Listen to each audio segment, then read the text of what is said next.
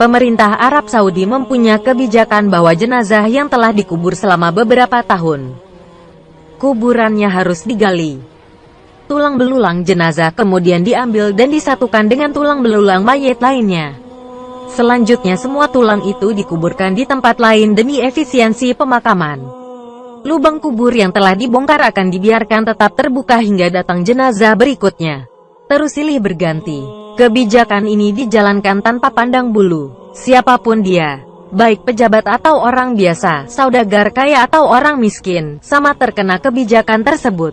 Inilah yang juga menimpa makam Syekh Nawawi Al-Bantani, tahun 1813 sampai tahun 1898.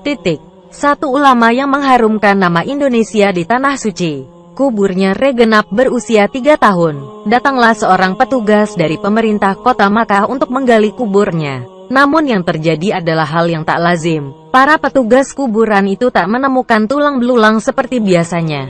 Yang mereka temukan adalah satu jasad yang masih utuh. Tidak kurang satu apapun. Tidak ada lecet atau tanda-tanda pembusukan seperti umumnya jenazah yang telah lama dikuburkan. Bahkan kain putih kafan penutup jasad beliau tidak sobek dan tidak lapuk sedikit pun.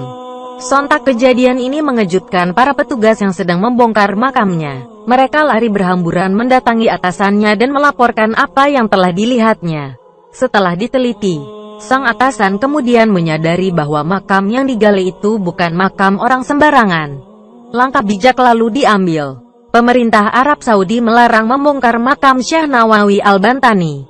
Jasad beliau lalu dikuburkan kembali seperti sedia kala. Hingga sekarang makam beliau tetap berada di Makkah. Syekh Nawawi Al-Jawi Al-Bantani, tahun 1813 sampai tahun 1898. Nama lengkapnya ialah Abu Abdul Mukti Muhammad Nawawi bin Umar bin Arabi Al-Jawi Al-Bantani. Ia dilahirkan di Tanara, Serang, Banten, pada tahun 1230 1813 m. Ayahnya seorang tokoh agama yang sangat disegani. Syekh Nawawi Al-Jawi Al-Bantani merupakan turunan ke-13 dari Wali Allah Kanjeng Sunan Gunung Jati, Cirebon. Ia masih punya hubungan nasab dengan Maulana Syarif Hidayatullah atau Sunan Gunung Jati Cirebon, dari keturunan Raja Banten Sultan Maulana Hasanuddin yang merupakan anak dari Sunan Gunung Jati, Cirebon. Pada usia 15 tahun, Nawawi muda pergi belajar ke Tanah Suci Mekah, karena saat itu Indonesia yang namanya masih Hindia Belanda dijajah oleh Belanda,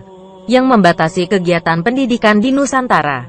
Beberapa tahun kemudian, ia kembali ke Indonesia untuk menyalurkan ilmunya kepada masyarakat. Tak lama ia mengajar. Hanya 3 tahun.